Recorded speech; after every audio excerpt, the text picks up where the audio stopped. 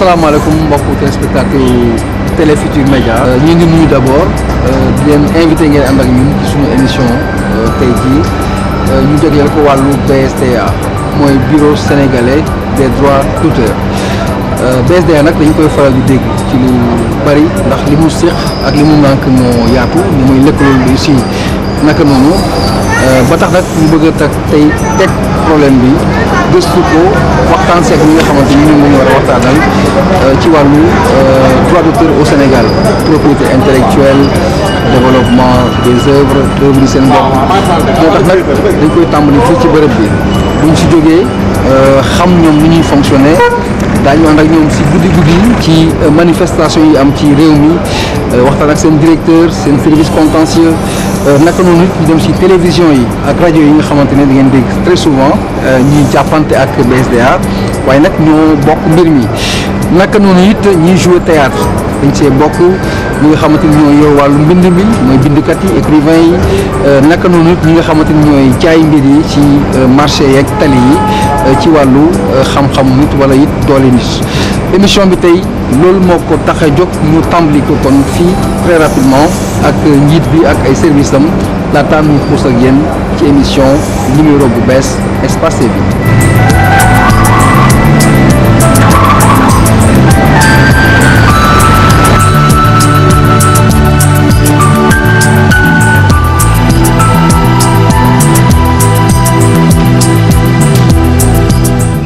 asalaamaaleykum. maaleykum salaam. DG. na nga def na nga def. ça va bien yaa ngi ci jàmm. naka liggéey bi. ça va on fait aller. naka BSDA. waaw mi ngi fi day. ñu ngi góorgóorlu. ça va alhamdulilah. ça va voilà déjà ñu ñoo la seet si woon TFM si suñu émission Espace TV. ni ñu ko waxee ci ndorteel bi di wax ci wàllu BSDA. yow nag yaay njiitu BSDA. muy entreprise bu am bayre muy bëri très souvent coow nit ñi di ko waxtaanee est-ce que mën nga ñu fàttali si tënk rapidement lan mooy solo BSDA ak fan la jëm.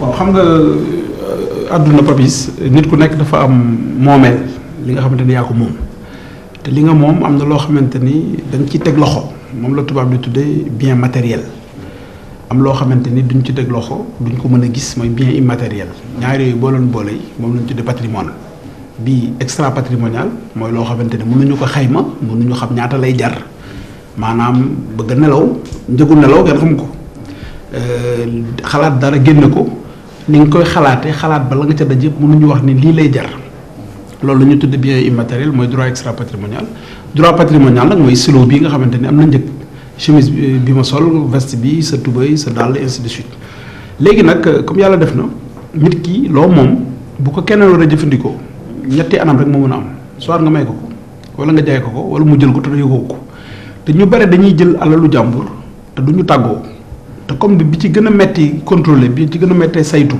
mooy alal boo xamante ni mënoo ci teg loxo ñu ne nag léegi dañuy wut kuréel boo xamante ni képp ku créeeti mu jóg ci wàllu xalaat da ngay dem ci benn kuréel boo xamante ni moo la koy saytul ñu nga moom ko ba keneen ku koy jëfandikoo am lu mu la fay loolu ñu tuddee nag droit d'auteur BSDA mooy société bi nga xamante ni mooy gérer droit d'auteur moo tax boo créé dara ni yaa ko créé balaa ñu naan la yaa ko moom dafa am fii ñu lu ñuy tuddee documentation benn kuréel bu ñuy wax commission d'identification des œuvres dañuy xool loo xam Papis lii mu wax ni moo ko moom est-ce que moo ko moom bërki dem rek am na ko fi ñëw indi benn way bu mu way nee na moo ko moom ñu déglu ko ndekete talaal badru la talaal badru yonent bi lañ ko wayoon kon moom fentu ko noonu tamit day am ci ay film parce que ñun li ñuy toppatoo mooy lépp loo xamante ni ci wàllu art la ak littérature ñu bari dañoo foog ni musique rek la mais li ko ëmb dafa bari moo tax BSDA loolu mooy liggéeyam fii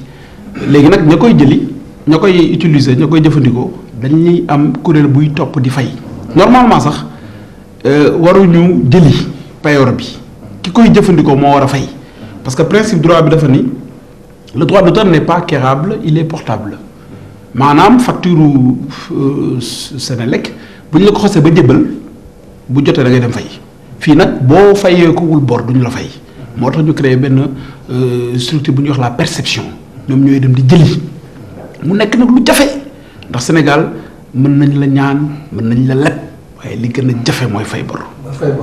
waaw déjà xam nañ ne am état par exemple bu Sénégal ñu ngi wax am na beneen structure bu ñuy waaj a créer boo xam ne xëy na même démarche lay am ak BSDA est-ce que du coow yu bari xëy na diggante BSDA ak médias yi en tout cas liy génn ci contentieux ci médias yi est-ce que loolu taxul xëy na ñu bëgg a soppali BSDA beneen structure par exemple.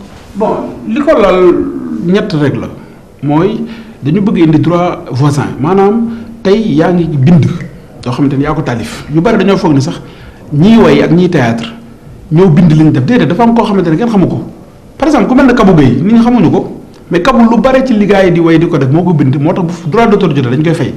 léegi nag ki nga xamante ni moo siiwal li Kabou way moom lañ tuddee interprète kii taxaw di def benn film nga bind benn livre ci Senghor nga woo ku mel ne Pape Ngagne Ndiaye ni ko kaay jouer Senghor bu fay di jotee moom duñ ko fay yéen ñaar seen contrat fa la yem mais yow mi bind Senghor bind titre bi def lépp la ñuy lool yow la ñuy fay ki produire aussi parfois xaalisu production rek lay jël mais bokkul ci ñi ñuy fay loolu lañ tuddee droit voisin ñu ne nag léegi laaj na ñu dugal ko ci biir société bi war a am bi ci des mooy rémunération pour copie privée maanaam lépp loo xamante ni dafay am possibilité nga def ci son wala image wala film balaa muy duggati Sénégal dafa am lu ñuy compal genre taxe pour fay ko BSDA bi mujj mooy droit de suite comme li am ci football tey jàmbaar bu formé benn équipe benn joueur jaay ko Naples bu ko jaayatee Paris Saint-Germain jàmbaar daf ci am benn pourcentage loolu la ñu tudd droit de suite ñu bëgg ko dugal dans les œuvres plastiques mooy ñi nga xamante ni dañuy peinture nga jaay benn œuvre Pikine am ku ko jënd yóbbu ko Londres bu ko jaayee 1 million am nga 5% ci 1 million bu ñu ko jaayatee feneen 10 millions am nga 5 loolu la ñu tudd droit de suite mais boo xoolee kuréel yu bari ci Afrique créé wuñ société privée pour ñett yooyu dañoo ubbi compétence li ñuy tudde BSDA foofa dugal ci ñett yooyu moo tax ma ni du coow yi tax du coow ay coow moo tax ñu créé loolu dañ ko créé parce que dafa war mais am nañu ni est-ce que ñett yooyu jar nañ ñu créer société bu bees parce que boo demee société bi ëpp solo ci Sénégal ci Afrique mooy BBDA bureau burkinabé du droit d'auteur ak ONDA bureau office national du droit d'auteur algérien ay kuréelu public la ñu ñoom ñooy gérer ñett yooyu créé wuñ société maintenant nag loi bi voté woon nañ ko depuis 2008 man je suis juriste on accompagne bu société bi amee fa lillahi alhamd boo amul itam BSDA mi ngi continuer di liggéey.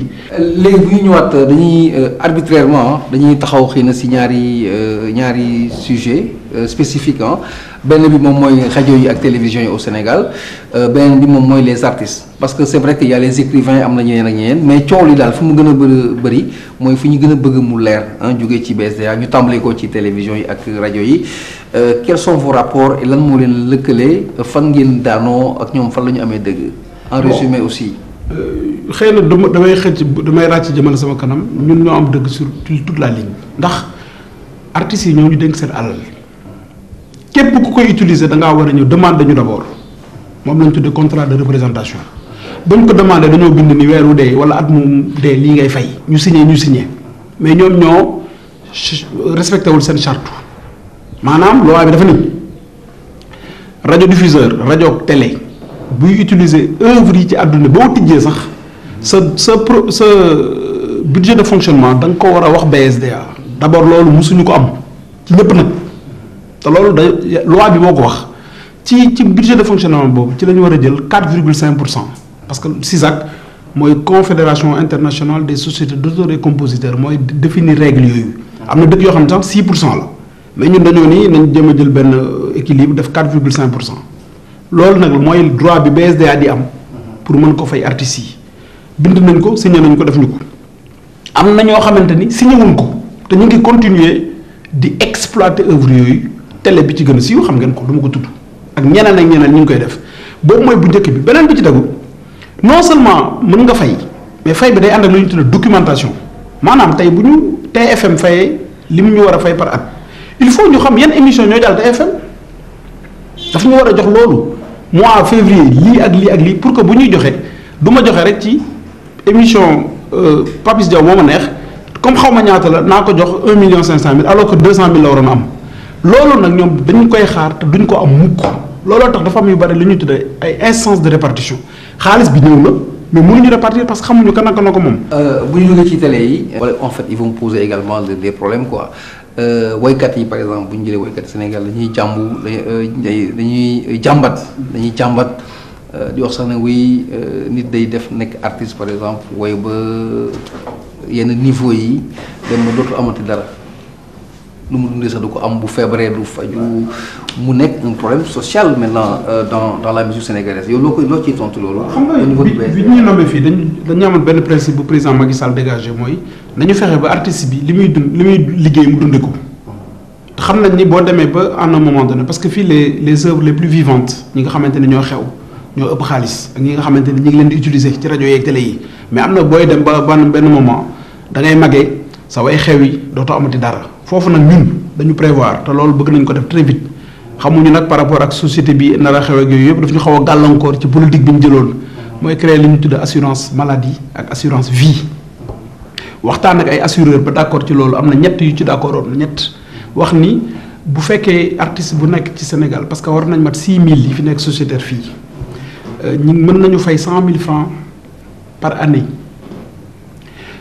ci wàllu maladie bu ñu feebaree seen hospitalisation 20% la ñuy fay frais d'hospitalisation li ci des assurance bi moo koy gàddu bu ñu fe ñoom seen jabar ak seen i doom wala seen jëkkër ak seen i doom parce que am na fay jigéen bu nekkee itam am na loolu la ñu tuddee assurance maladie assurance vie mooy bu yàlla jëlee kenn ci ñoom mu wàcc liggéey souvent dañuy am problème da ngay gis ku fi ñëw ma nga faatu ñu war ko yóbbu dëkk sàngam amuñu lu ñu fay corbillard bi amuñu lu ñu ko dëjee ainsi de suite loolu itam assurance vie bi day permettre à ce que ñu mën a jox benn pécule de 500 000 à 1 million. kon volet social bi dañ ci. ñu ngi ciy liggéey bu baax volet social. est-ce que moom ay exemple yu concret yoo xamante ne socialement. j'en ai plein am na ñoo xamante ni seen soxna dafa doon mucc nekk dans des conditions très difficiles du ma tudd tur ñu génne xaalis saytu ko dox ko am na ñoo xam dañu faatu ñu def te lu bari fexe ba corps bi ñu yóbbu ko dëj ko mais Sénégal lañu nekk doon révéler ay tur am na ñoo xamante ni seen facture bon de coupure la ñuy indi fii te man je reçois 40 personnes moyennes du moins 20 à 30 personnes moyennes par jour. ay artistes. ci ñooñu 95% problème social lañ lay posé te sur les 95% je règle au moins 85%. xaalis bi mooy seen xaalis la xam nga dafa am lu ñuy tuddee des avances sur répartition. xaalis bi bu ñëwee mën nga comme dañuy répartir tous les 2 à 3 mois 4 mois yenn saa yi ci diggante bi day am problème parce que mënuñu xaar 4 mois problème am na war naa fay sama ndox ndax man autorité la parce que loolu la ñuy kii dañ leen di xam dañuy siiw. mais seen doole tollatul foofu bu ñu yóbboo sama compteur du ma am ndox damay mujj di ñaani ndox ci biti bu ñu coupé sama courant sama doom yi dañuy seetaan télé ci biti te loolu jomb naa ko rus naa ko 47000 laa kii 102000 103000 loolu ñu jël ci li ñuy répartir dans 4 mois jox leen ko bu ñu répartir dañuy teq ko ci loolu la ñu tuddee avance sur répartition. waaw léegi laaj bu mujj bi mooy artiste dina am lu mu tuuti Sénégal ñaata par weer wala par année ci xaalis. ci li mu liggéey à peu près. droit d'auteur xam nga lan mooy lan. li ñu naan ñàkk jëriñu mooy droit d'auteur plus nga liggéey plus nga am xaalis am na ko fi ñëw am fi 19 millions comme am na ko fi ñëw am fi 800 francs. artiste la woykat la.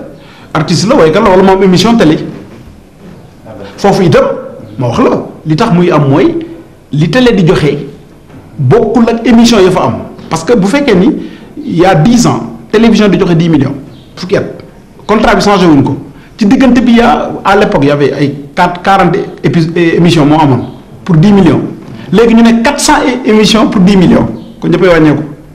waaw léegi déjà dañuy ànd. boobu ñu sa yenn si sa service yi ñu xam nu ñuy fonctionner notamment documentation am na solo ak li nga xamante ni mooy service contentieux juridique laata nag ñu ànd ak yéen guddi. incha allah samedi xool dëkk bi. naka ngeen di collecter les droits. voilà ak établissement yi utiliser œuvre yi. voilà. c'est le secrétariat. voilà madame Ndiaye. Madame Ndiaye bonjour.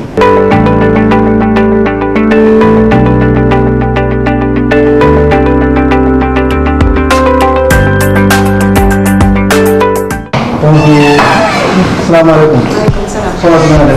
ça va na kay tey. ça va bien. donc elle c'est madame Ndiaye responsable du service juridique. dañu bëggoon xam service juridique si en 3 minutes quoi ça consiste à quoi ici au BSDA lan mooy liggéeyam naka la liggéey bi di taxawee ak la moo ci am solo. waaw suñu liggéey en fait mooy permettre artistes yi ñu am ay revenus ñu am ay droits pour ñu mën a jot ci seen droits yooyu ñëpp képp ku utiliser œuvre benn artiste dafa war a fay BSDA te balaa muy utiliser œuvre boobu dafa war a laajte permission dafa war a laajte autorisation au niveau du BSDA léeg-léeg nag li faral di am mooy artistes yi dinañ gis ne utiliser nañ seen œuvre mais autorisation boobu usager bi obtenir ko wala laaju ko préalablement à ce niveau-là département juridique bi day suivre pour xam ndax képp ku utiliser œuvre BSDA fay na képp ku fayul nag dañ ko yóbbu ci yoon mais balaa ñu koy yóbbu ci yoon dañuy jéem a waxtaan ak moom jéem a xam li tax ba loolu amul léeg-léeg ñu jéem a ut solution à l'amiable léeg-léeg ñu jéem a ut sax ay protocole pour faciliter paiement boobu loolu yëpp pour mën a fay artistes yi bu ñu amul loolu nag boobaa bu ñu gisee ne usager bi ba tey bëggul fay nanguwul fay boobaa dañ ko yóbbu ci yoon. yóbbu ci yoon waaw est-ce que mademoiselle Ndiaye est-ce que BSDA yéen di ngeen yóbbuwaate ci yoon si les gens ne sont pas conformes à la loi est-ce que mos nañu yóbbu ci yoon am na ku leen mos a yóbbu ci yoon BSDA. ñun waaw mos na am ñu ñu yóbbu ci yoon. lan moo ko waral ak kan la. mais ni ñuy yóbbu ci yoon souvent en fait du doon BSDA directement la ñuy yóbbu ci yoon maanaam dañuy yóbbu keneen ci yoon mais du moment où BSDA moom mooy gérer œuvre yi œuvre artistes yi dañ koy woo mu ñëw teew ci tribunal wala ci procès bi voilà c'est souvent cas yooyu la ñuy gën a am cas yooyu la ñuy gën a am les quelques rares cas yi ñu am benn artiste yóbbu ñu ci yoon dafa fekk ne peut-être ci gestion droit am dafa am lu mu bëggoon. C'est ça les difficultés en fait. Comme la ligue de métier quoi. Merci. Voilà. En tout cas, on vous encourage. Merci. Merci et bonne continuation. Merci. Merci Madame Ndiaye. Ici c'est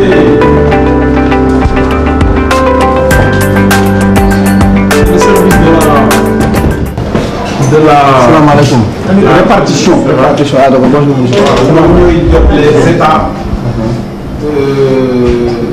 mooy yooyu ma leen doon wax sax documentation yi télé yi war a joxe te duñ ko joxe. fii dañ koy jotee les sociétés sœurs parce que xam nga répertoire mondial bi. Sénégalais dañuy évoluer partout. dañu am ay représentation par rapport à la réciprocité par exemple fii aussi dañuy fay des étrangers. par exemple ay Cabrel Goldman Bob Marley et tout ça dañ leen di fay fii.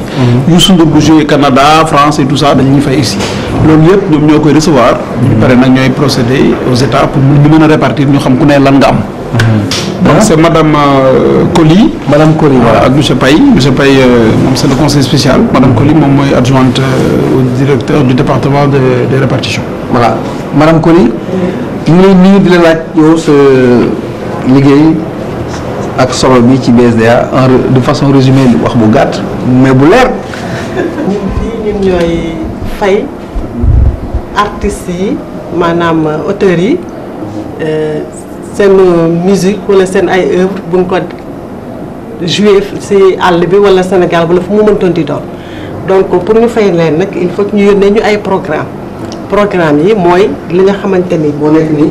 lii par exemple yi yu SGAE la SGAE mooy société d'auteur bi nekk Espagne ñoom suñu artistes yi la ñu leen fay parce que fépp ñun monde bi yëpp la ñuy représenté am na tam ñoo xam ne ñoom ñu représenté tam ci yeneen dëkk yi bi par exemple fële la jógee Espagne suñu artistes yi la ñu leen fay moom la ñu envoyé nii documentation ak fay li ngeen di fay dana bari mën nañu am tuuti idée ci li ñuy fay. waaw dina bari waaye xam ne comme salaire la duñu ko wax mais nag dina bari doo wax x mois tant que pare wuñu duñu am mais macha allah. ay ñaata à peu près bu wax trop à peu près ñu xam. ça dépend am na des fois ñoo xamante ni daañu am ay 17 millions. ñii ay 8 millions ça dépend si li ñu joué foofu nu mu toll. mais loolu mooy artistes sénégalais yu mag yi. waaw yu mag yi. yu mag yi ñooy am na ñoo xam ne ñi itam nag kenn xamu leen mais ñooñu itam dañuy fayu xaalis bu bari. pour conclure lan mooy seen problème souvent fii. suñu problème mooy programme dañu am problème mu programme. parce que comme dañu am décalage yu 1 an et demi. répartition yi par exemple yi ñu war a fay nii deuxième semestre 2012 lay doon te xam nga ñoo ngi ci 2014 des fois dañuy dem ci rajo yi walla ñu dem ci télé yi ñu ne ñu ñoom la ñu tegoon 2012 fàtte nañu ko ñu di si topp di daw et puis en plus DJ yi dañuy jouer te duñu remplir tam programme loolu tam vraiment suñu problème yëpp mooy problème programme daal moom bu ñu te doon mën a envoyer à temps ak it ñuy fay nag parce que programme yi bu nekkee fii tam te établissement bi fayul tam loolu tam problème la mooy li ñu gënal daal. koppar yi ak programme bi. madame Coly merci. Voilà. Merci beaucoup. Allez, au revoir, merci.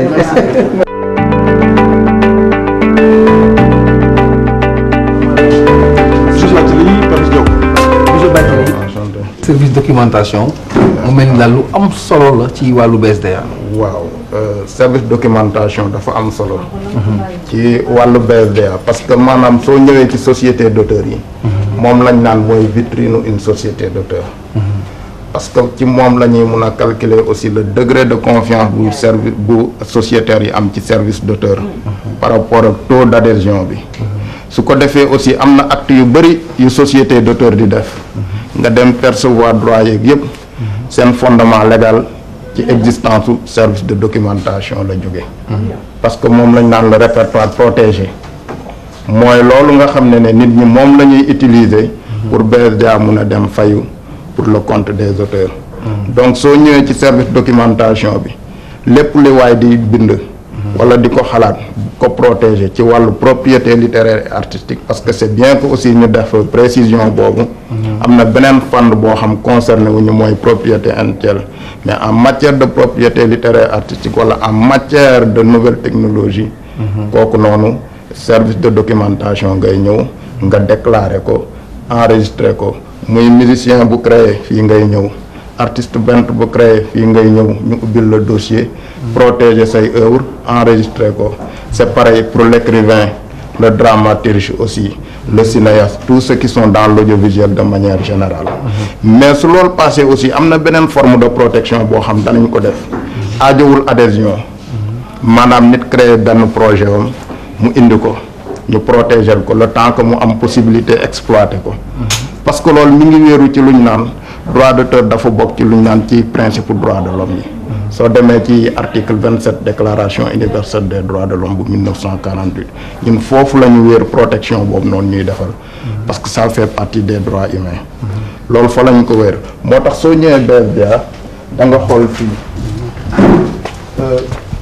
que ne dossiers yi dañ leen classé par section maanaam soo xoolee fii da nga gis lu ñu naan section musicale soo xoolee nag ñoo gën a bëri ñoo gën a bëri waaw ci wàllu création Badji ñoo gën a bëri si laaj bi am na parfois da ngay dégg Sénégal ñu ne artiste bi ak artiste bi am nañ problème comme ñu ne protégé fii par exemple si kaw Viviane ak l'ancien chanteur Pape Diouf am na problème boobu ay naka lay nuyu di demee et comment ça se gère waaw voilà yooyu day di am ci kii yi soit kenn jël wayu keneen du ko avertir loolu lépp ci mi ngi bokk ci manque de culture gars yi des fois nag su amee mun na ñëw BSDA introduire une réclamation su ko defee xam nga ñun suñu wàllu mooy soo ñëwee dañuy doon facilitateur benn moment ñu woo les concernés yóbbu leen ci commission bu nga xam moom mooy identifier œuvre yi ñu déglu leen après ñoom ñu joxe seen décision mais décision boobu ñañu koy jox ils ne sont pas toujours tenus ñu accepter ko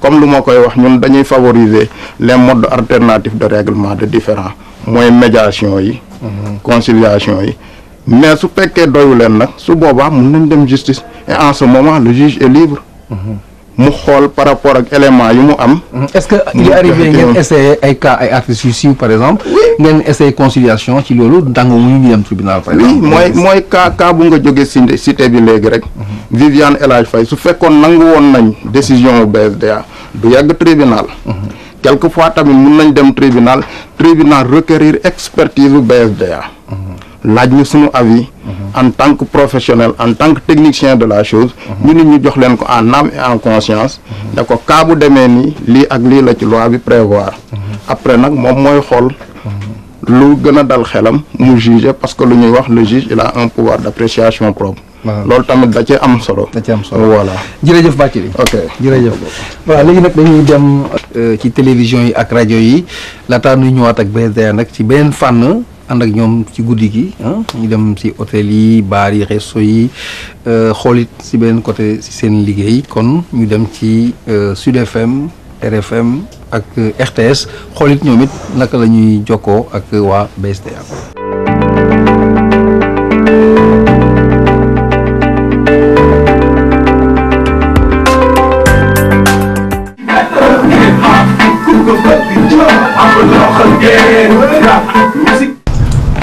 Salaamaaleykum.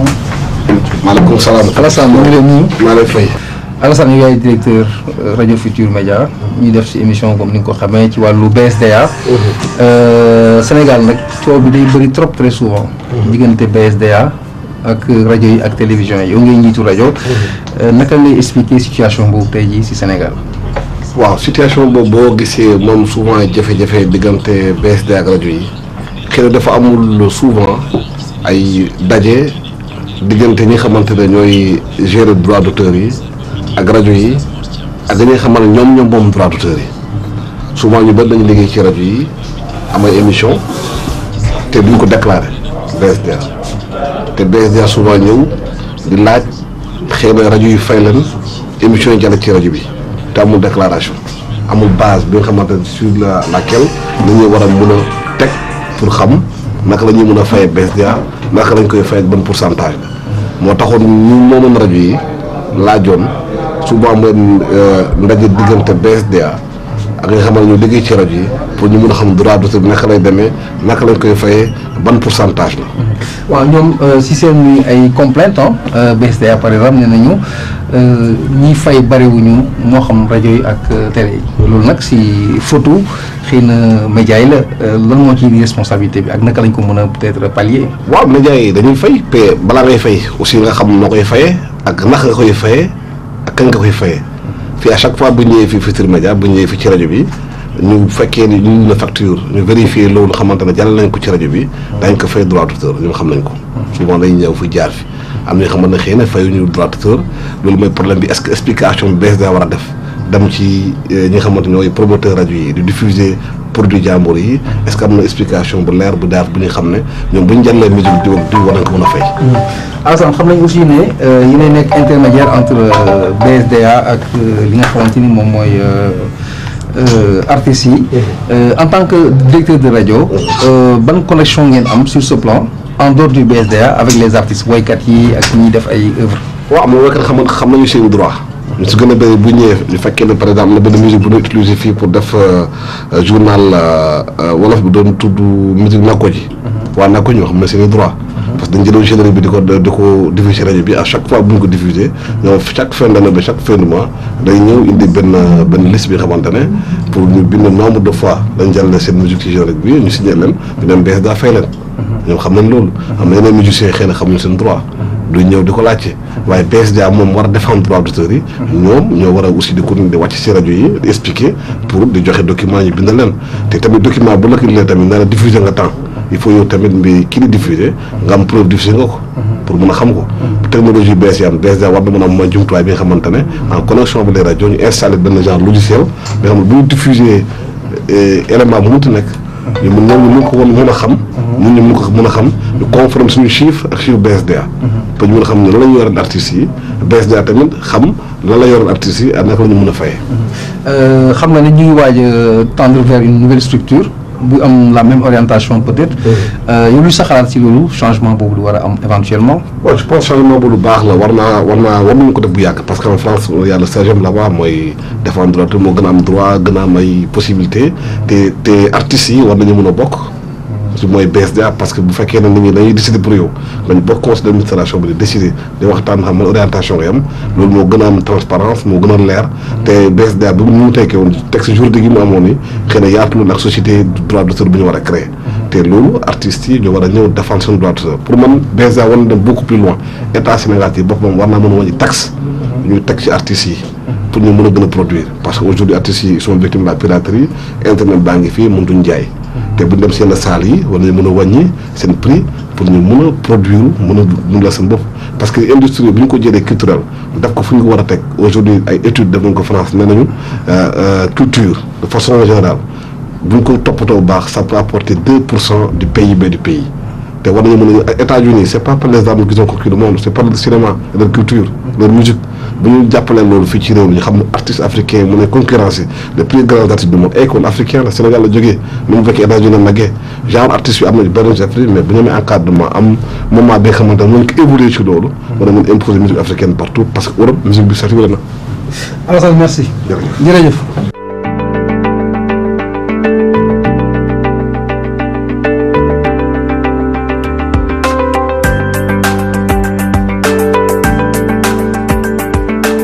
voilà kon jërëjëf Alassane Samba Diop ci RFM bu ñu fa jógee nag ñu ñëw fii ci RTS fekk fii sunu mag Pape Sy ñu ñëpp xam nekkoon réalisateur bu mag macha allah Pape tey yor wàllu programme fii ci RTS ñu ngi lay nuyu di la remercier ci li ñu dalal fii ci sa bërëb waaw di wax nag waxtaan bi du gudd sax lu gàtt lay doon xëy na jëmee ko ci wàllu BSDA BSDA ak Sénégal moom fii ci Sénégal dafa bëri coow.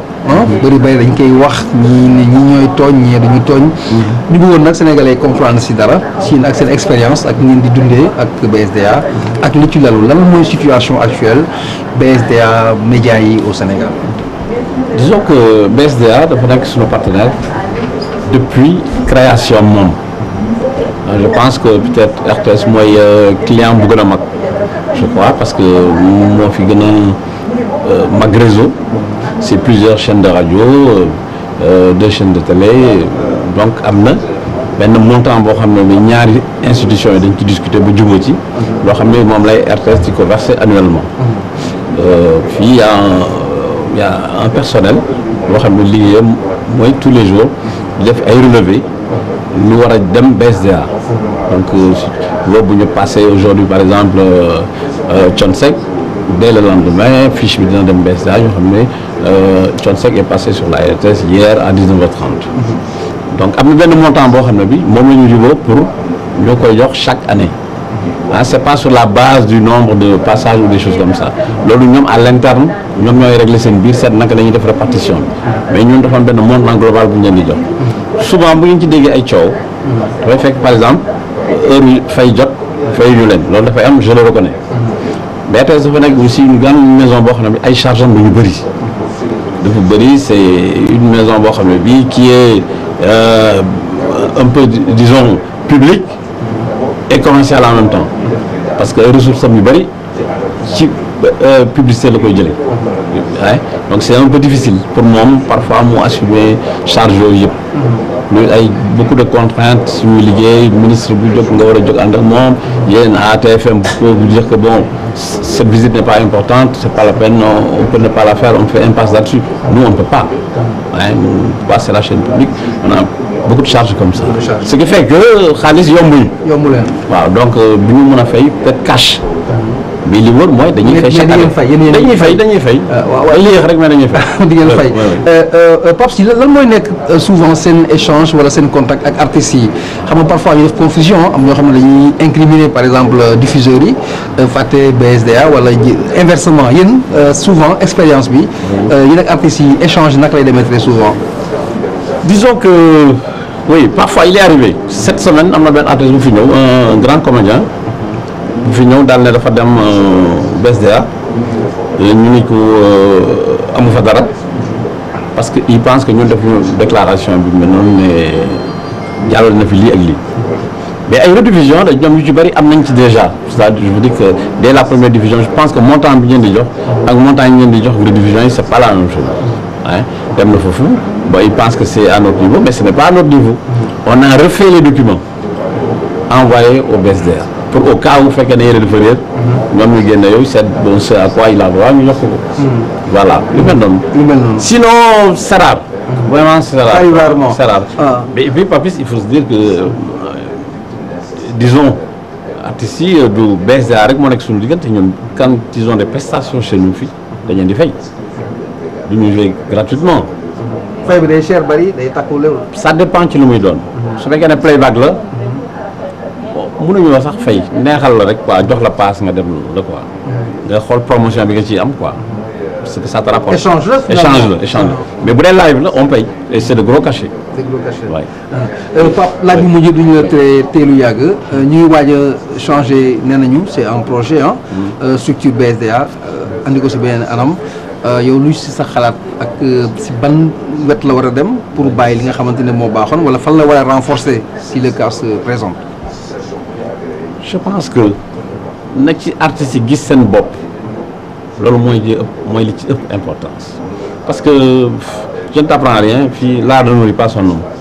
am na si ñoo xam ne ils s'en sortent c'est vrai ñu ngi ci tedd bu baax mais am na si ñoo xam ne pas sax pour ñu ñëw fii régler affaire problème bu rëy la ci ñoom su fekkee ne BSDA mun na fexe ba ñooñu aussi gis seen bopp ci ñoom li ñu yëngatu je pense que ce serait une très bonne chose waaw mu am social daal waaw mu am social dina am solo trop pour ñoom parce que franchement ñun fii parfois dañu am ñoo xam ne ils ont vraiment des problèmes waaw franchement oui y en a même qui nous sollicitent pour dire que est-ce que temps yi ça ne va pas est-ce que mënul leen tel benn affaire bu ñu dugal on gagne un peu de sous régler un loyer ou des choses comme ça. ay cas urgents. ay cas urgents dañ ci bàyyi xel ce sont nos partenaires si on peut les aider on le fait. ça c'est l'action sociale de la RTS. oui envers les artistes. envers les artistes ce sont nos partenaires xam nga ñun mënuñu dem sans ñoom. ñoom it mënuñu dem sans nous hein. oui il arrive que des artistes viennent nous voir parce que gëj nañ génn télé. ils ont besoin d'avoir une actualité am na lu ñuy préparer des choses comme ça yu mel noonu pour dañuy fàttaliku ne ñoom ils sont là ils existent ñu defal leen dara quoi on les prend en playback dans une émission on les invite dans une émission un talk show ou des choses comme ça yooyu yëpp day am ce sont nos partenaires on les aime bien. c'est des Sénégalais. grand merci. merci beaucoup jërëjëf. merci waaw mu nekkoon pàccu RTS ak média yi si émission Espace Vie ñu dem nag jàll si yeneen pàcc toujours ba léegi ci thème droit d'auteur au Sénégal.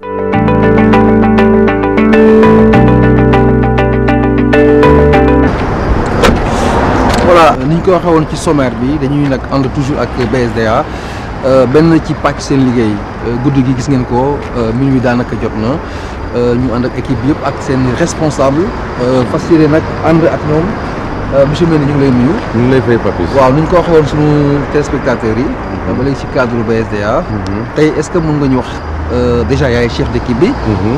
comment se présente la soirée tey si guddi lan la ñu war a ànd ak yéen pour wan ko Sénégalais yi. waaw Papis maa ngi lay gërëm di la sant et à travers loolu balaa may wax peut-être je vais remercier je vais parler au nom du ministère de la Culture du président du conseil d'administration du BSDA du directeur général. Du personnel et de l'ensemble des créateurs parce que ñoom ñoo tax ñu yëngu donc soirée bi tey dañu ñëw disons pas pour jaay le produit BSDA mais en tout cas pour nit ñi xam tuuti ñun ci ñuy liggéey lan la au bénéfice des créateurs donc dañuy ñëw pour contrôler comme ni ñu koy defee samedi week-end bu nekk donc vraiment donc ñi nekk en règle ak BSDA par rapport ak organisation yi ñuy def moo xam soirée dansante la moo xam bar wala restaurant wala hôtel en tout cas fi nga xam ne fépp dañ fay mbooloo daf fay dem te dañuy utiliser répertoire bi maanaam musique te ñu war a fay parce que généralement les gens croient que piraterie mooy que ñiy jaay cassette CD rek mais il y a ce qu'on appelle parmi les droits patrimoniaux di li fexe artistes yi dund donc mooy la communication publique parce que yoon dafa ne kenn amul droit teg musique fépp fu mbooloo di dem te ñëw laaj ñun suñ permission donc mooy autorisation boo ko deful rek vous êtes assimilable à dañuy wax ne pirate nga. waaw parce que pirate dañuy foog ne kii jaay CD bu baaxul rek la. mais ku ubbi baaram wala restaurant wala fépp fu mbooloo di dem te ñëwul ci ñun moo kooku ñoo bokk àtte. voilà kon mën nañu tàmbali ànd ak yéen xool guddi gi naka lay demee.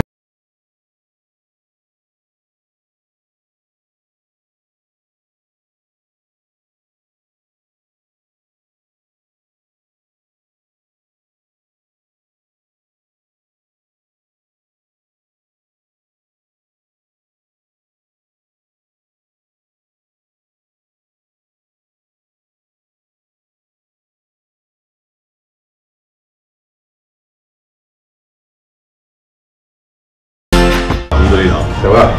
ngeen def. waaw te ñu ngi seen biir nous sommes du BSDA. du bureau sénégalais du droit d'auteur. alors là donc nous sommes dañuy def benn contrôle de routine. pour voir donc établissement yi nga xam ne donc ñu ngi utiliser appareil à musique ak téléviseur. parce que yoon dafa ne balaa ngay taal da nga war a ñu laaj ñu permission soo ko defee yaa kii jaay cassette pirate ñu di ko dàqee yéen a bokk àtte. peut-être xëy na xamuloo ko mais généralement suñ koy def également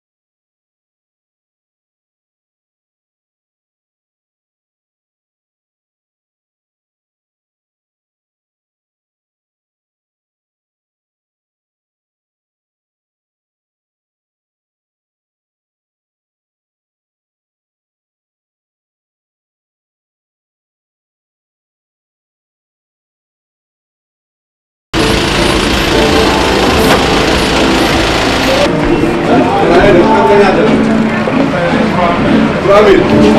Kii nag day fay. Ah kii day fay droit d'auteur. waaw waaw fu mu ñëw. non xaar ko mu ñëw moom moo ñuy accueillir parce que moo tooñ. mais nga bàyyi caméra yi dugg rek sinon du dem. dinañ dugg. dinañ dugg man waa ji ñooy kii.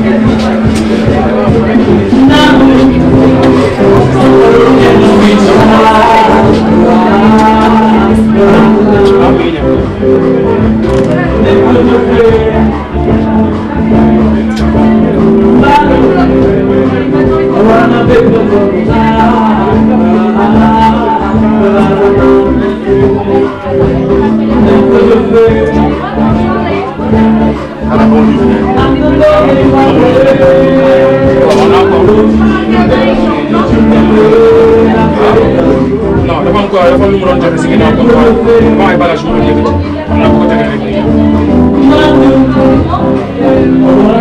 kan mooy des bi. bis jant bi.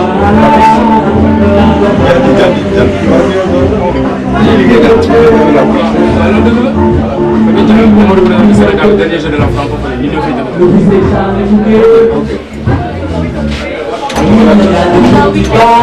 Bonjour madame.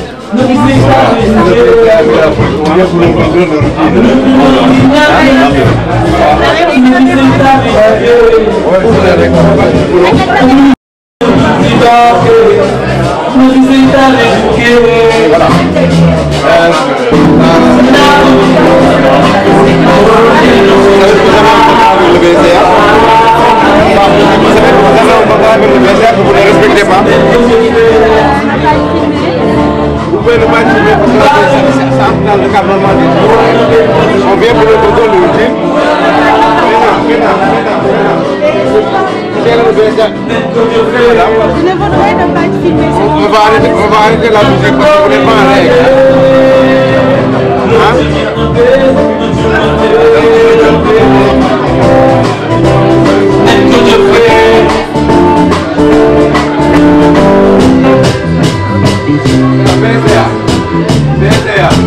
BSDA, vous arrêtez la musique s'il vous plaît, je suis avec la police.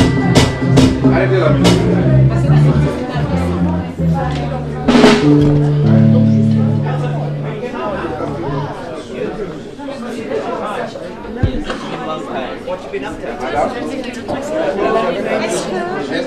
Venez.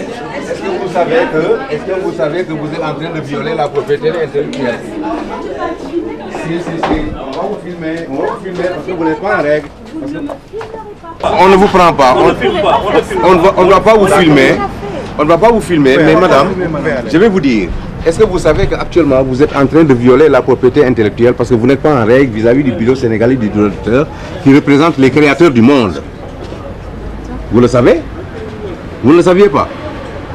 Vous êtes assimilable à une pirate, j'allais dire. Je n'ai rien contre vous, c'est la première fois qu'on se voit.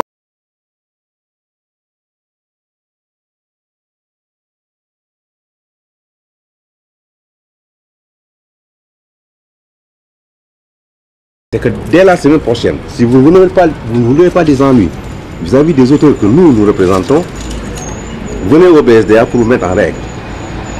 Parce que le pirate, ce n'est pas seulement celui qui vend des supports illicites, mais celui qui n'est pas en règle avec nous est considéré comme un pirate.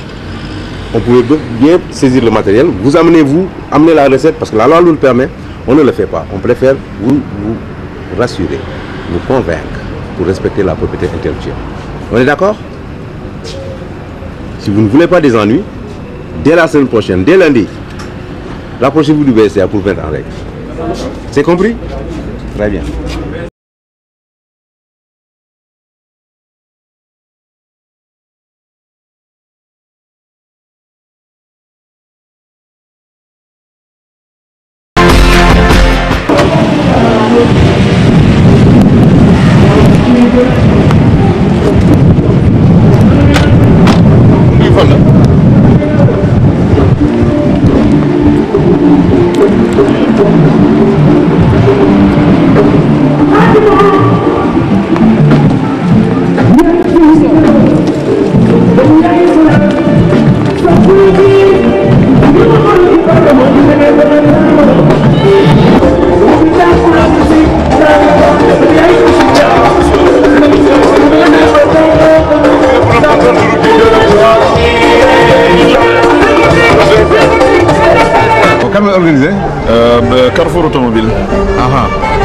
que am nañu autorisation. Oui, oui, am nañu autorisation. Xam nga xoolal Sira bi. Là, li ñu fi contrôle du rek. Oui, oui, non, xaaral ma vérifier ko. Très bien. Merci. Parce que moom moo représenté agence bi quoi. Moom moo ñëwoon fay. maa ñëwoon jaaju. waaw moom moo ñëwoon fay nekk na en règle. C'était juste pour montrer aux gens les gens qui sont en règle. Bien sûr. Non, sama gars yi Moi j'ai dit non, bien sûr. effectivement. Ana gars yi ana jaaju. waaw c'est important ñu gis aussi ñoo xam ne ñi de façon spontanée Ils sont venus payer. ils sont venus payer parce que nit ñi ñoo war a ñëw vers nous. Parce que man maa ko mais ñun waruñu dem vers les tout à fait non dañu waxee dañ leen ne dem leen fay nekk en règle comme en réunion rek dama leen ne dañuy dem sama maa ngi jolli. waaw xaaral mu wàcc jël ni. grand.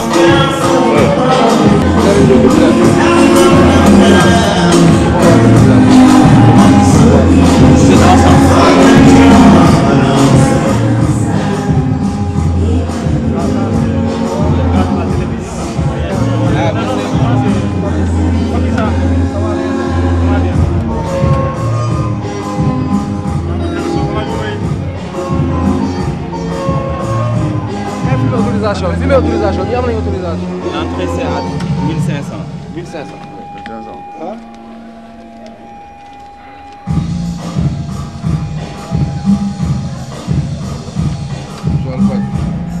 C'est pas la seule voiture Non, non, c'est nous, c'est le groupe G10 de Fadi. Génération 2010. Groupe 2010. Ouais, groupe 10 personnes. G10. Ouais.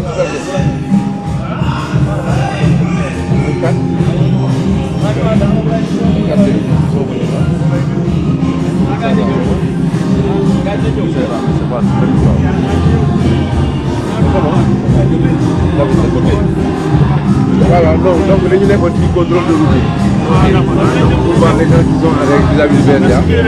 Et là nous avons que pour respecter les créateurs, mais c'est tout bénéf pour eux. Donc c'est des gestes à encourager et à féliciter également. Nous vous remercions pour vraiment cette correction. Sénégal yëpp doon def nii. Benn artiste du feebar ñu koy yalwaanal. Je n'en dirai pas plus. Je vous remercie. Merci à vous. Merci à vous.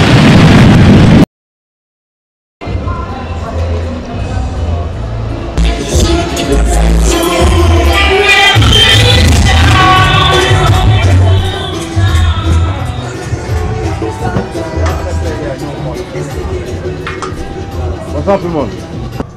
da ngeen di burle da ngeen di burle da ngeen burle da ngeen burle. mi ngi woo da ngeen burle. xam naa ne moom mooy loolu quoi. da ngeen burle ñu jàppale. dañuy sonal rek bi quoi. waaw xam nañu loolu. fii dara waxul. ana autorisation xam nga fii dara kon amu leen ko. amu leen ko. nañu ko waaw wuy kali ba xam am na bu amul nga ne ko Mendy moo fi nekk na ñëw. voilà très bien. moom mënu nekk musicien ba pare di def lii. waaw non léegi ñun lii liggéey mooy lan mooy zéro. ah ok moom gars mi ngi jël rek xoolal loxo bi baaraam ba ngi ci bouton bi. xoolal kële moom it ba def micro bi. waaw ne ko maa ko arrêté maa ko ay reportage am allo. non. oui kooku Thioub waaw am nga autorisation pour tëgg fii. ah. moo ko indi fan. non ça ne se passe pas comme ça. ça ne se passe Thioub avertir naa la ba tey. waa léegi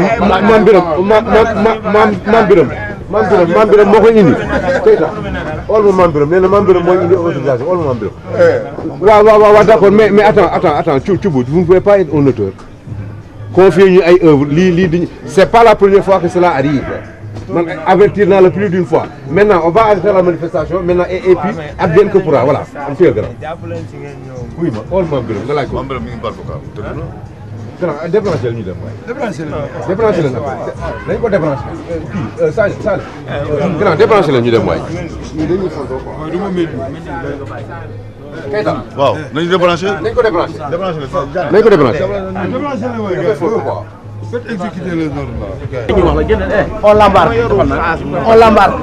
suñu demee ba commissariat dañ ko corruption corruption mi ngi si poche bi génnee ko mi ngi sa poche sëñ bi génnee ko génneel li ngay wax génneel wax la ñuy wax waaw loolu la sinon on t'embarque te suñu demee commissariat di nga ko génne man yoruma jaame kay mënatu leen non du ngeen moom mën na pourquoi ngeen mënatu leen ko je prends mes responsabilités on t'embarque tu as essayé de me corrompre tu as essayé de me corrompre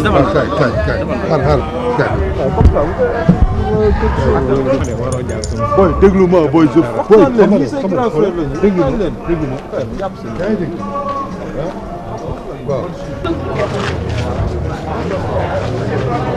génne ko génne ko fël ko génne ko génne ko il a essayé de ma corrompre sama loxo ma ne ko lii nag mu dawal ma ne ko andi mu bañ léegi nag on l'embarque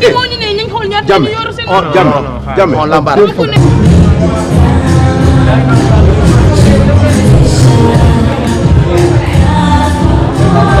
voilà kon def nañ une partie de la nuit quasiment jeexal nañ ko def ci wàllu programme BSDA ak seen police nationale Mendy yaay responsable yi lan la nga mën a tënk ci tey seen descente bon damay commencer par remercier leen au nom des auteurs que nous représentons parce que ñun liggéey bi dañ koy def chaque fois tous les week-ends nous sortons donc pour que di xool les manifestations qui sont autorisées ou non donc bu ñu fayul donc la police est là donc parce que quand même l'État moom moo am une mission régalienne pour la protection des biens et des personnes nous nag malheureusement enfin heureusement nous gérons des biens immatériels moo tax souvent dafay métti pour que gars yi ñëw de façon spontanée donc pour demander l'autorisation préalable express et même formelle des auteurs que nous représentons ku ko ci deful yaa pirate bi jaay cassette ci mbedd ngeen donc loolu moo waral suñu liggéey de jour comme de nuit la ñuy liggéey vraiment pour que créateurs yi mën a dund te dañ koy def également pour que créateurs yi bu ñëpp doon respecter la propriété intellectuelle que mu soit mu nekk état administration usager ou de façon générale donc ñu ñëw fay droit d'auteur et que également bu ñu ko fayee normalement kenn dootu organiser téléthon pour artiste bu feebar wala bu créateur bu feebar wala bu nekk dans la détresse waaw. merci monsieur Mendy. mu nekkoon sortie bi patrouille BSDA ak la police nationale ñu nag dem si pàcc bu mujj bi ci émission bi ba léegi espace bi ci wàllu BSDA c'est les droits d'auteur et autres ñu dem nag après waxtaan ak artistes yi ñoom it ñu ko gisee ni ngeen di demee fii ci réew mi kon acca leen ñu continuer ba léegi ci émission espace bi.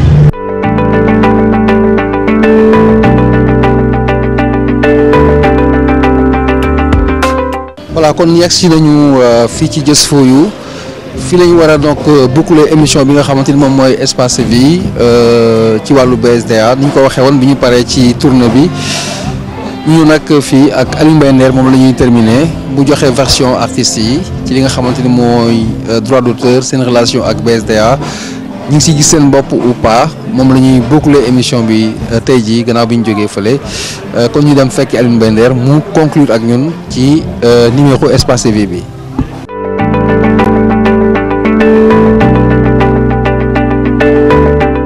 maestro. naka soirée fii mooy salon bi fii moo ko yor sax salon bi dafa nice alors naka soirée bi ça s'est bien passé. waaw super. Alioune nag émission bi li ko tax a jóg mooy ci wàllu BSDA ndax mooy kuréel bi yëngu ci wàllu protection des œuvres ak ay droits d'auteur ngeen ay artistes. di dund ci li ngeen di liggéey tey jii pour bañ a sori est-ce que yaa ngi gis sa bopp ci BSDA. waaw maa ngi gis sama bopp bu baax ci BSDA parce que tout simplement non seulement ñu ngi def seen liggéey mais aussi ay nit yu sérieux la ñu c'est vrai que xam nga actuellement nag dafa am crise mondiale ci musique bi ba tax na ñi nga xam noonu la ñu waroon di jote suñu droit yi dafa métti dafa wuute trop maanaam am na 10 ans ci gannaaw ñu ko daan jotee ak moment bi wuute na trop maanaam boo doon jot maanaam 1 million ñu toll nii jàppal ni yaa ngi jot 50 000 xëy na sax suma frère Mounirou def na ci ay effort yu mag yoo xam ni que vraiment mi ngi yokk lu bare ci wàllu musicien ak artistes yi en général mais je t'avoue que c'est très difficile. mais lan moo ci responsabilité artistes yi est-ce que ñoom am nañ si ay responsabilité ci problème boobu noonu. non artistes yi amuñ ci benn responsabilité problème bi mooy dañoo amul BSDA n'a pas les moyens qu'il faut pour sincèrement d'appeler artistes comme ni mu waree ci wàllu piraterie xam nga suñuy wax piraterie dañu naan rek booy yi nga xam ne ñu ngi jaay album yi ci mbedd mi mais xam nga dafa am ay droits voisins maanaam appareil boo xamante ni bi dafa dugg Sénégal muy ordinateur muy clé muy Walkman lu mu mën a doon loo xamante ni bi day dem ci jumtuwaayu lépp luy jariñ nit ki mu ci liggéey mën ci am musique loolu dafa war a fay et je pense que su fekkoon tey ji loolu ñoom taxaw nañ ci taxawaay bi war am ci moyens yi war tey ji musicien boo xam ni que def na pratiquement peut-être 10 ans de carrière mën na dem tabax benn kër boo xam dina méngoo kër yi star yi nekk Amérique di tabax mais fii rek ngay gis musicien boo xam ni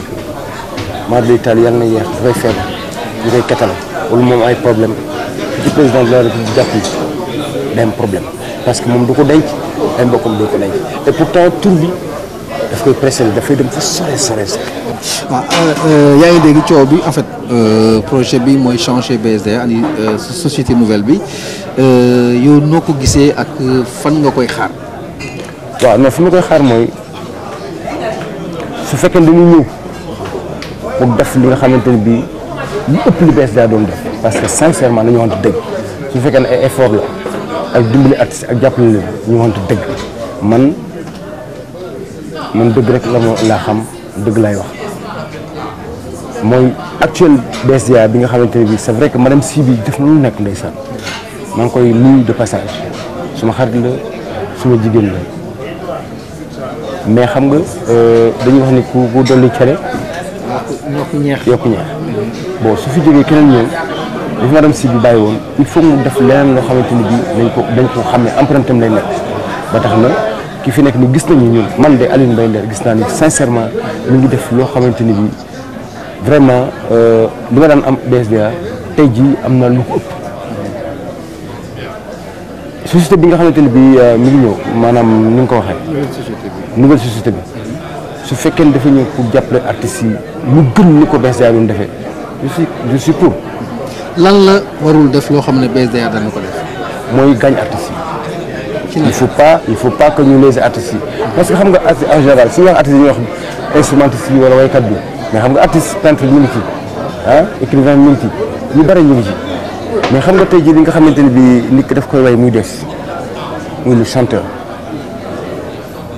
te ñoom ñoo ëpp ñoom ñoo nekk au devant de la scène loolu la yàlla dogal parce que ñoom ñooy way ñoom la nit ñi gën a xam du ma wax ñu privilégié leen dañu jàpp leen parce que ñaaw na ci réewum Senghor on parle de la culture et qui parle du Sénégal pense à Senghor Léopold Sédar Senghor parce que wax naa ko ba tey ni qui parle du Sénégal pense à Léopold Sédar Senghor c'est son pays ñëpp xam nañu que c'est un pays culturel ñu jàppale ñi nga xamante ni tey jii yàlla ñoom la dogal ñu nekk au devant de la scène parce que ñun ku ne fépp ci àdduna dem nañ fu nekk yàlla duñu la ñu am chance porter flambeau Sénégal drapeau Sénégal un peu partout dans le monde c'est pas normal mon frère franchement entre nous le Sénégal c'est pas normal que artiste bi ñu xam dem ba toll ci difficulté président de la République di ko seetaan waaye sax quelconque keneen koo xamante ni bii kooku yàgg na ko bëggal mu koy seetaan normal. voilà donc ba léegi ñu ngi fii ci Just For You benn ruq ci biir Just For You ñu nag daje fi ak Fata ni ñu ko waxee sànq fas yéene boucler émission bi ak artistes yi Fata di rappeur musicien bu kenn du présenté Fata ñu ngi lay nuyu di la laaj bi moo tax a jóg émission bi BSDA xam nañ ne mooy gérer droit d'auteur yi. yow est-ce que yaa ngi gis sa bopp ci structure boobu. bon dama lay nuyu déjà di nuyu téléspectateurs yi si cette émission bi bon donc j'avoue que c'est assez disons c'est un problème qu'il faut poser parce que les artistes ne comprennent même pas exactement lan mooy BSDA parce que su ma artistes yi mooy dans tous les domaines waxuma ci cadre musique quoi mais nit ñi amaguñu dimension comprendre ne dañuy war a dem si BSDA pour couvrir seen affaire et en plus BSDA aussi amul benn clarté si répartition yi ñuy def yëpp ba artiste bi mën a gis ni c'est ça son droit dans ses revenus en fait du BSDA. Donc du coup c'est tellement ambigu. C'est le paysage culturel en fait qui est aussi ambigu en fait. Mais pour le cadre du BSDA yow en tant qu'artiste personnellement yan expérience nga ci dund yow mën a expliquer au Sénégal yoo xam ne Fata dund na ko digganteem ak BSDA par exemple. moom laa lay en fait xam nga sénégalais on est dans un peuple très docile donc su ma waxee sénégalais donc day yóbbaale artistes yi donc c'est day tax dafa dem ba nga xamante ni même art bi ngay def mënoo ko wutal dimension ce morceau impacté ko mën ko estimer à des chiffres pour mën a comprendre dem BSDA ne lii laa am lii laa jël si xaalis. mais lan moo tax loolu. mooy responsabilité le paysage en fait. le paysage de la musique de manière générale. responsabilité dafa am limite aussi artiste bi man su ma lay wax concrètement dama lay mën a amal limite si à notre niveau. mais BSDA aussi mënu ma leen culpabiliser au fond damay mujj dem ci public bi parce que le public aussi n'achète pas des CD en un point que si par exemple ça nous fait retomber facilement sur piraterie en fait parce que si je vois que mon album est sorti le 7 décembre et que c'était à une semaine de la Tabaski booy jaay pirate Dakar yëpp ku ma ci gis damay féliciter parce que dafa ne maa tax moom xar donc tu vois que c'est un problème loolu BSDA n'a rien à voir dessus et l'artiste aussi pas du tout mais bon tu vois qu'il y a population bi ñoom ñooy jënd pirate yi. Fata merci. merci mon grand. merci c'est un plaisir. bonne fin de soirée. merci beaucoup. ba léegi si wàllu émission bi ci BSDA Fallou ngay artiste bu Sénégal bu kenn du présenté ñi wax waxu BSDA day bëri coow souvent artistes yi rajo yi télévision yi est-ce que yaa ngi gis sa bopp ci BSDA. Bon, moi je pense que tout d'abord merci sur question bi. En tout cas ñun artistes yi BSDA moo ñu yoroon mais je pense que gis bi ma ci war a gis sama bopp normalement gisuma ko ci parce que ñëpp xam nañ ni Fallou Dieng def na 23 ans de carrière te tey normalement tey waroon naa am lu nekk ci biir BSDA mais ni ma yaakaare woon ne noonu laa war a gagner samay droit ci BSDA sincèrement gisuma ko ci. léegi erreur bi fan la nekk parce que waa BSDA aussi dañuy wax ne artistes yi parfois du ñu jouer seen rôle totalement la moo ci sa responsabilité yow par exemple. dafa am loo xam ni artiste bi ko war a def c'est vrai mais dafa am loo xamante ni ñun bu ñu leen jëlee teg leen pour ñu liggéeyal ñu parce que agent BSDA yi artistes yi foofu ñu toog ñoom di liggéey artistes yi leen fa teg normalement c'est pas notre rôle